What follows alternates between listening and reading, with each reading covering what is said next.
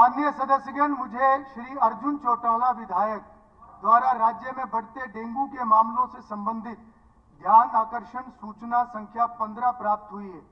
मैंने इसको आज के लिए स्वीकृत किया है। अब श्री अर्जुन चौटाला विधायक अपनी सूचना पढ़ेंगे। नहीं, वो हो गया, वो आप बैठिए। और श्री अर्जुन चौटाला। माननीय अध्यक्ष महोदय, मैं इस महान सदन का ध्यान एक अति लोकहित के विषय की ओर दिलाना चाहता हूं। महोदय, प्रदेश में डेंगू के आए दिन नए केस आ रहे हैं। अब तक लगभग 5000 से ज्यादा डेंगू के मामले आ चुके हैं, जो कि एक बड़ा गंभीर मामला है। इसमें स्पष्ट है कि स्वास्थ्य विभाग द्वारा समय पर डेंगू को रोकथाम के उपाय नहीं लिए जा रहे हैं। पिछले वर्षों में नवंबर के प्रथम सप्ताह तक डेंगू के मामले में कमी आ जाया करती थी, परंतु इस वर्ष इनमें अभी तक लगातार बढ़ोतरी हो रही है। अकेले पंचकुला में 1200 से ज्यादा केस सामने आ चुके हैं। दूसरे व तीसरे नंबर पर हिसार में 435 केस आ चुके हैं। करनाल में 357 केस डेंगू के आ चुके हैं। डेंगू की बीमारी को अगर ठीक से समय पर इलाज ना मिले तो घातक भी साबित हो सकती है, जिसका मुख्य कारण सरकार द्वारा समय पर रोकथाम के आश्वायक कदम न उठाए जाना है। इस कारण लोगों में सरकार के प्रति भारी रोष व्यक्त है। अतः सरकार इस सदन के द्वारा अपने व्यक्तित्व देकर स्पष्ट स्थिति साबित करे, स्थिति को पूरी स्पष्ट तरह से साबित करने का काम करे। अब माननीय स्वास्थ्य मंत्री अपना वक्तव्य प्रस्तुत करें। धन्यवाद अध्यक्ष साहब।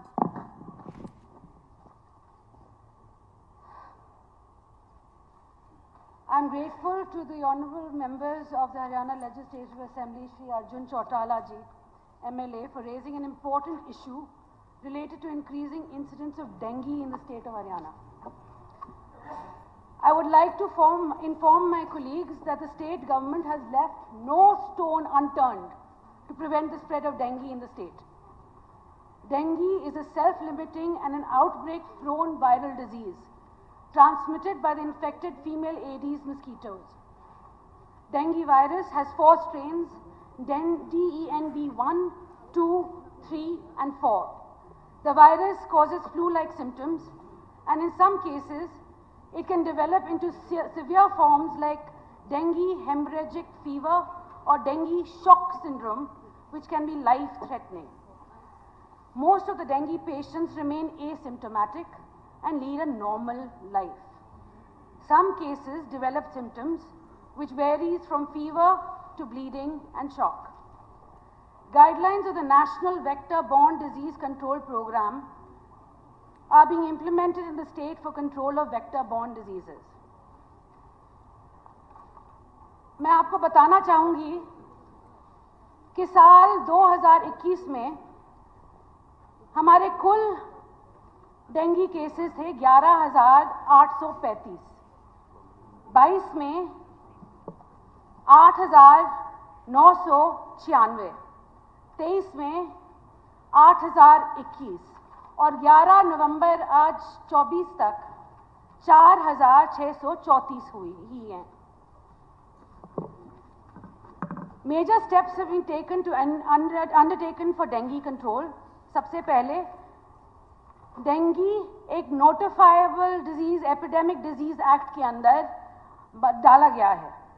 वीबीडी रिपोर्टिंग सब अस्पताल और लैब्स में स्टेट में मैंडेटरी बन गई हैं। डेंगी टेस्ट प्राइवेट लैब्स में 600 रुपये में किया जाता है और single donor platelet rates private blood banks में 11,000 रुपये पर यूनिट पे दिया जाता है। Dengue test is being done free of cost. 27 government labs are functional in the state, at least 1 per district till 11th November 24. Total 1,13,667 dengue tests have been conducted. 196 wards and 1,022 beds have been kept reserved for dengue cases in government hospitals. Platelets are provided free of cost to dengue patients of Haryana domicile admitted in government hospitals. This year, 75 SDP units have been provided to dengue patients free of cost. Source reduction activities are being done by more than 3,000 MPHW workers. Total 3.8 crore houses visits till 11th November multiple times, and larvae found in 2,09,915 houses. 1,03,485 notices have been issued till 15th October under the Haryana municipal bylaws to owners of premises where mosquito breeding is detected. More than 6,900 localities covered under fogging repeatedly till 15th October. Fogging done by Department of ULB and Panchayat with 5,606 hand-operated and 43 vehicle-mounted machines.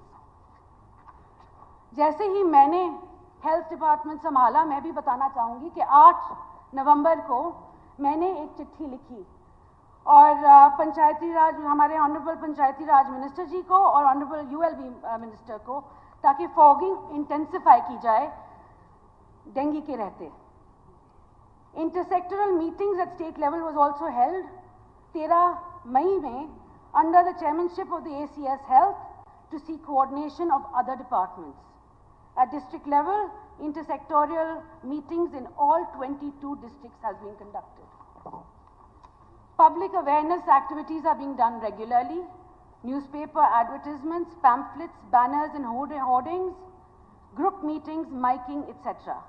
Health staff is visiting schools to make students aware about the VBD control measures. For involvement of Panchayat, total 65,000 appeals of ACS Health Haryana circulated to all sarpanches through health workers.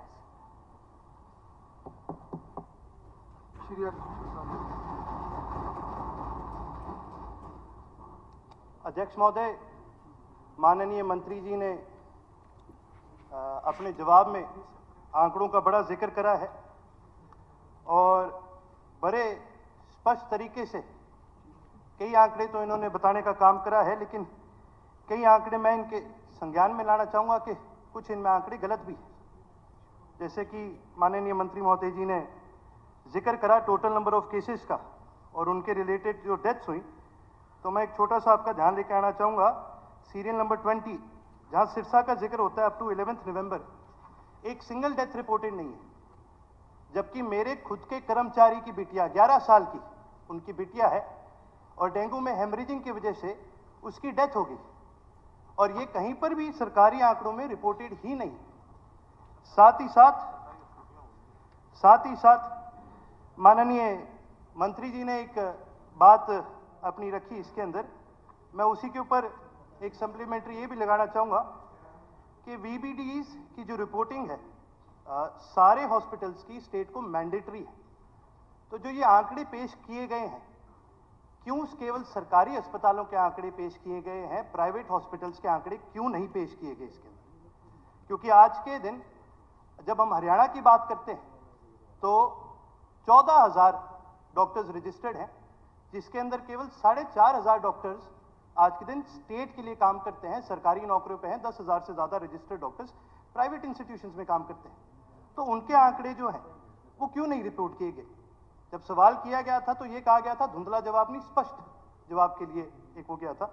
एक sir इसी के अंदर 2 supplementary और भी हैं मेरे, कि जैसे कि माननीय मंत्री जी ने कहा कि उन्होंने ULB and honourable minister of Panchayati Raj को 8 नवंबर को लेटर लिखा गया था कि फॉगिंग को इंटेंसिफाई किया जाए.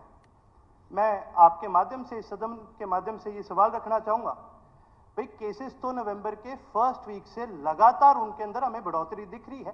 प्रदेश को ये भी पता है कि भाई अक्टूबर के एंड में डेंगू के केसेस बढ़ने लग जाते हैं. तो क्यों 8 नवंबर तक वेट किया गया कि भाई इस फॉगिंग को इंटेंसिफाई करा जाए? इस फॉगिंग को पहले क्यों नहीं इंटेंसिफाई कराएगा? डेंगू का मच्छर ये थोड़ी इंतजार करेगा कि जी कब लेटर आए और कब मैं किसी को काट सकता हूं, नहीं काट सकता. बीमारी तो लगातार फैलती जाएगी.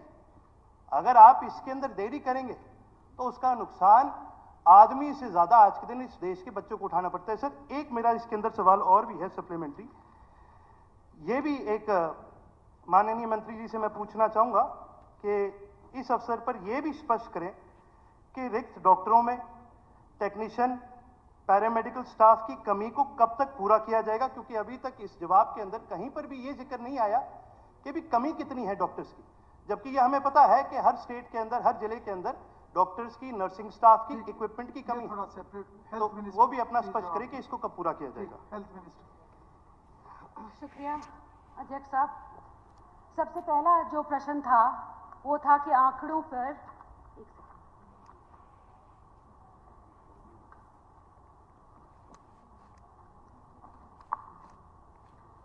सबसे पहला प्रश्न था आंकड़ों पर कि ये सरकारी ही आंकड़े क्यों हैं। तो मैं ये कहना चाहूँगी सबसे पहले कि ये मैंडेटरी है जी, गवर्नमेंट ही नहीं प्राइवेट को भी। और ये अगर बताया नहीं गया कि देखो तुम्हारे हॉस्पिटल में डेंगू का पेशेंट है तो जेल भी हो सकती है, मैंडेटरी है। तो अगर उन्होंने नहीं भेजा गया तो हम देखेंगे, मगर मेरे हिसाब से आज के दिन जो हमारे पास आंकड़े हैं वो सही हैं। दूसरा क्वेश्चन जो आपने कहा कि फॉगिंग और स्प्रेइंग 8 नवंबर को क्यों इंटेंसिफाई हुई, हमारा काम पहले से जारी था जी, और मेरा पहला काम हेल्थ मिनिस्ट्री लेकर इंटेंसिफाई करवाना था। ये था दूसरा सवाल। तीसरा सवाल ये था कि ये इतने सारे वैकेंसीज हैं, हम पूरा कब करेंगे। तो आपको बहुत खुशी है बताने में कि 1 दिसंबर को पीजीआई एक एग्जाम रख रहा है 777 वैकेंसीज जो हैं भरने के लिए, और बहुत जल्द जो भी एमओज हैं, डॉक्टर्स हैं, उनकी वैकेंसी भर दी जाएगी। और साथ साथ में अगर और वैकेंसी आने वाले वक्त में मिलती हैं तो वो वैकेंसी भी, उसके लिए हमारे पास बैकलॉग साथ खड़ा रहेगा। धन्यवाद।